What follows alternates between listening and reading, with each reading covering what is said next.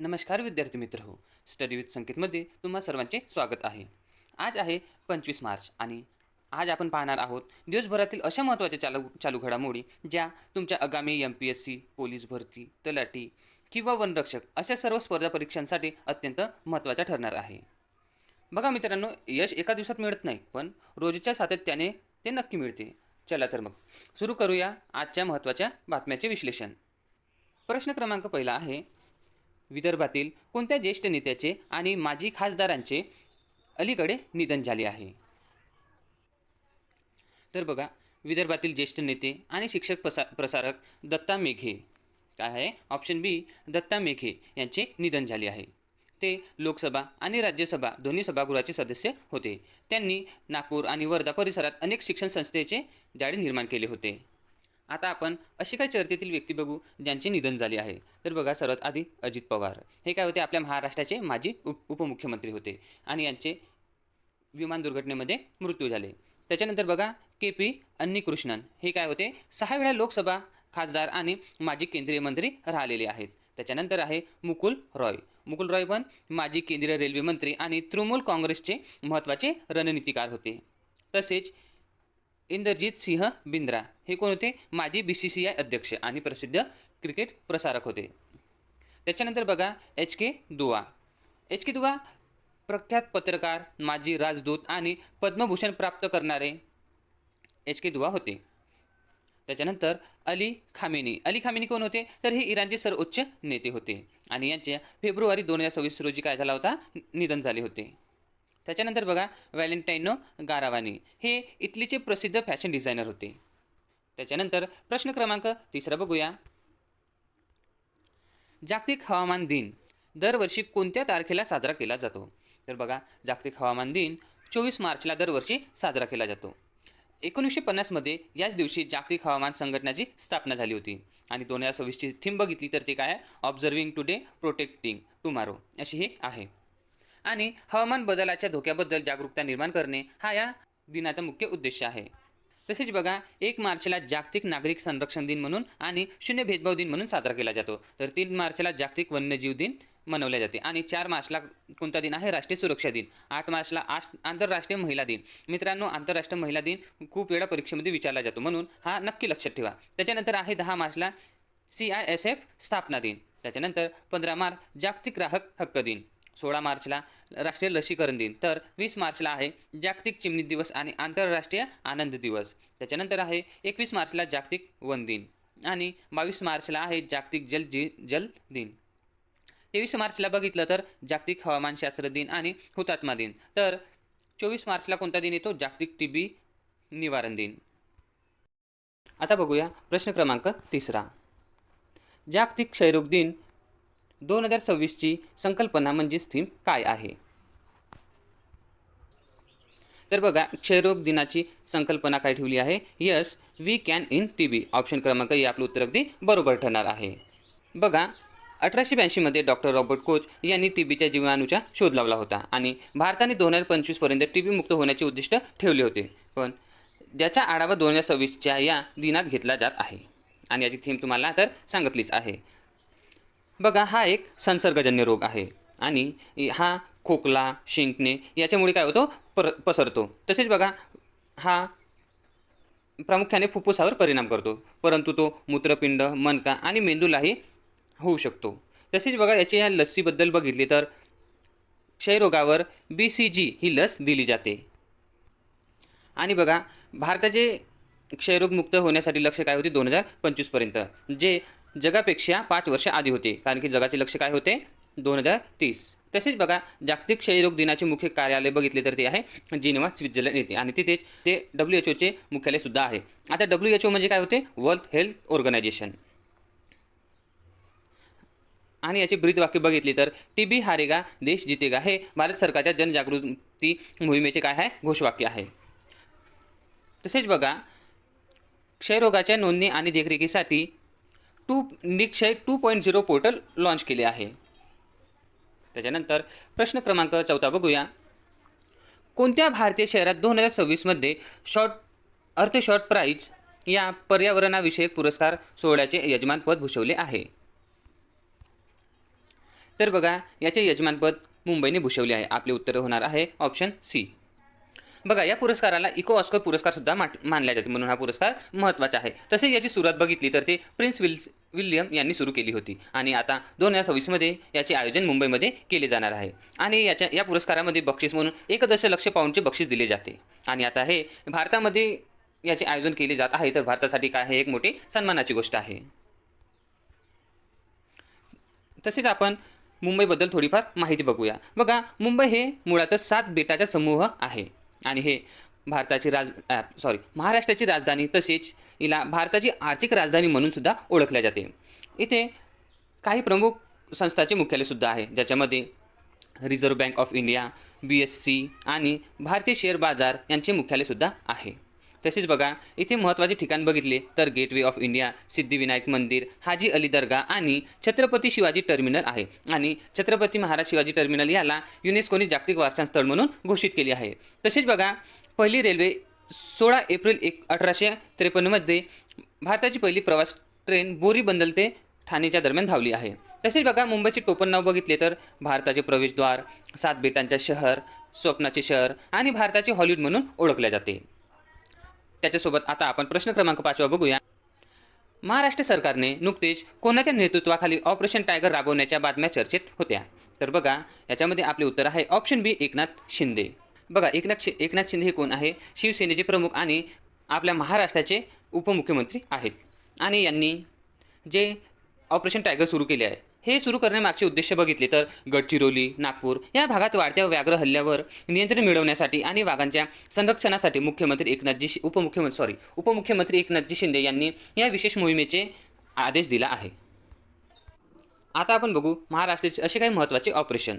याच्यामध्ये आहे ऑपरेशन कवच. हे कशासाठी सुरू केले होते तर बघा मुंबई आणि उर्वरित महाराष्ट्रातील ड्रग्स रॅकेट हे नष्ट करण्यासाठी ऑपरेशन कवच सुरू केले होते. त्याच्यानंतर ऑपरेशन मुस्कान हे हरवलेल्या किंवा अपहरण झालेल्या मुलांचा शोध घेणे, त्यांना त्यांच्या पालकाकडे सोपवणे हा याच्या मागचा उद्देश होता. त्याच्यासाठी ऑपरेशन मुस्कान सुरू केले होते. त्याच्यानंतर शक्ती अभियान हे सार्वजनिक ठिकाणी महिलांची छेडछाड थांबवणे आणि महिलांना सुरक्षा प्रदान करणे याच्यासाठी हे शक्ती अभियान सुरू केले होते. त्याच्यानंतर ऑपरेशन सायबर सेफ हे offline task, fraud, trading, scam आणि डिजिटल अरेस्ट याच्यासारख्या फसवणुकीपासून नागरिकांना सावध करण्यासाठी ऑपरेशन सायबर सेफ सुरू केले होते. त्याच्यानंतर बघा ऑपरेशन गरुड हे प्रख्यात पुण्यासह इतर मोठ्या शहरांमध्ये गुन्हेगारांच्या टोळ्यांच्या बिमोड करण्यासाठी स्थानिक पोलिसांनी राबवलेले कॉम्बिंग ऑपरेशन आहे. त्याच्यानंतर आता आपण प्रश्न क्रमांक 6 बघूया. महाराष्ट्रातील कोणत्या गावाला भारताचे पहिले जातीमुक्त गाव म्हणून ओळख मिळाली आहे? तर बघा वर्धा जिल्ह्यातील सदर गाव हे अधिकृतपणे जातीमुक्त गाव झालेले आहे. आपले ऑप्शन काय आहे? ऑप्शन सी, सोदला. बघा येथील ग्रामस्थांनी जाती आणि धर्मांच्या भिंती तोडून एकमेकांचे आदर्श घालून दिले आहे, ज्याचे कौतुक राज्यभरात होत आहे.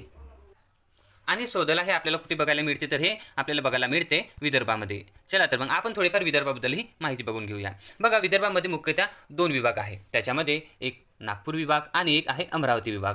नागपूर विभागमध्ये बघितले ते नागपूर, वर्धा, भंडारा, गोंदिया, चंद्रपूर आणि गडचिरोली असे 6 जिल्हे येतात. तर अमरावतीमध्ये अमरावती, अकोला, यवतमाळ, बुलढाणा आणि वाशिम असे एकूण 5 जिल्हे येतात. तसेच येथे वने आणि व्याघ्र प्रकल्प बघितले तर ताडोबा, अंधारी व्याघ्र प्रकल्प इथले प्रमुख व्याघ्र प्रकल्प आहे. हा महाराष्ट्रातील सर्वात जुना आणि पहिला व्याघ्र प्रकल्प आहे, जो कुठे आहे? चंद्रपूर जिल्ह्यामध्ये. त्याच्यानंतर पेच राष्ट्रीय उद्यान हे नागपूर जिल्ह्यात असून याला जवाहरलाल नेहरू राष्ट्रीय उद्यान असे सुद्धा म्हटले जाते. त्याच्यानंतर मेळघाट व्याघ्र प्रकल्प हे अमरावती जिल्ह्यातील हा एक प्रकल्प वाघांसाठी प्रसिद्ध आहे. तसेच इतर महत्त्वाचे व्याघ्र प्रकल्प बघितले तर ते काय आहे? नवेगाव बांध हे गोंदियामध्ये आहे. तर टिपेश्वर हे यवतमाळला आणि भावरागड गडचिरोलीला. तसेच बघा महाराष्ट्र राज्यातील एकूण खनिज संपत्तीपैकी सुमारे 60 ते 70% साठा या विदर्भामध्येच मिळते, मुख्यतः कोळसा. बघा कोळसा हा चंद्रपूर आणि नागपूरमध्ये जास्त प्रमाणात आढळतो. तसेच मॅग्नेशियम भंडारा आणि नागपूर जिल्ह्यामध्ये मोठ्या प्रमाणात आढळते. त्याच्यानंतर प्रश्न क्रमांक 7 बघूया. 7 मार्च 2026मध्ये लंडनच्या हाऊस ऑफ कॉमन्समध्ये कोणत्या भारतीय अभिनेत्रीला महिला सक्षमीकरण पुरस्काराने सन्मानित केले आहे? तर बघा मित्रांनो, ऋतुपर्णा सेनगुप्ता हिला लंडनच्या हाऊस ऑफ कॉमन्समध्ये महिला सक्षमीकरण पुरस्कार देऊन गौरव करण्यात आला आहे. बघा हिला हा पुरस्कार देण्याचे कारण बघितले तर भारतीय चित्रपटसृष्टीतील त्यांचे बहुमोलाचे योगदान आणि महिलांच्या उन्नतीसाठी त्यांनी केलेल्या कार्याची दखल घेऊन हा सन्मान त्यांना देण्यात आला आहे. आणि ऋतुपर्णा सेनगुप्ता या बंगाली आणि हिंदी चित्रपटसृष्टीतील एक नामांकित अभिनेत्री आहे. त्याच्यानंतर प्रश्न क्रमांक 8 बघूया. नुकतेच मार्क क्लिंटन इतिहास पुरस्कार 2026चे विजेते म्हणून कोणाची घोषणा करण्यात आली आहे? तर बघा याच्यामध्ये ऑप्शन बी विल्यम डेलरिम्पल यांना या पुरस्काराची घोषणा करण्यात आली आहे. तसेच बघा आपण थोडेफार पुरस्कार बघू जे आपल्या परीक्षेसाठी अत्यंत महत्त्वाचे आहे. बघा स्टॉकहोम जल पुरस्कार 2026 हा कोणाला देण्यात आला तर हा काव्य मदनी यांना देण्यात आलेला आहे. तसेच मानवतावादी पुरस्कार हा 2025चा नीता अंबानी तर संगीत कलानिधी पुरस्कार हा जयंती कुमारेश यांना देण्यात आला. तर विली रिसर्च हिरोज प्राईज 2025 हा डॉक्टर चंद्रकांत लहरिया आणि जे.सी. डॅनियल पुरस्कार हा शारदा यांना देण्यात आला आहे. तर अशोक चक्र हा शांतिपूर्ण शौर्य पुरस्कार शुभांशु शुक्ला यांना दिला आहे. तर star transformation leader of the year हा जय शहा यांना पुरस्कार देण्यात आला आहे. तसेच इंदिरा गांधी शांतता पुरस्कार मिशेल बॅचलेट यांना आणि फिफा शांतता पुरस्कार डोनाल्ड ट्रम्प यांना देण्यात आला आहे. तर बुकर पुरस्कार 2025 डेव्हिड रेझेल यांना आणि ज्ञानपीठ पुरस्कार विनोद कुमार शुक्ला यांना दिला आहे. तर सरस्वती सन्मान हा 2025चा भद्रेश दास यांना तर एबल पुरस्कार मासाकी काशीवारा यांना देण्यात आला आहे. तर दादा फाल्के हा मोहनलाल यांना देण्यात आला आहे. मोहनलाल कोण आहे? साऊथचे एक ॲक्टर आहेत. त्याच्यानंतर बघा प्रश्न क्रमांक 9 बघूया. महात्मा अ ग्रेट कम्युनिकेटर या मार्च 2026मध्ये प्रकाशित झालेल्या पुस्तकाचे लेखक कोण आहे? तर बघा याचे लेखक ऑप्शन ए धीरज काकडिया हे आहेत. तर बघा हे पुस्तक प्रामुख्याने महात्मा गांधीच्या संवाद कौशल्यावर आणि त्यांच्या जनसामान्याशी जोडल्या जाण्यासाठी वापरलेल्या पद्धतींवर प्रकाश टाकलेला आहे. तसेच आपण अशी काही महत्त्वाची पुस्तके बघूया जे आपल्या एक्झामसाठी अत्यंत महत्त्वाचे आहे.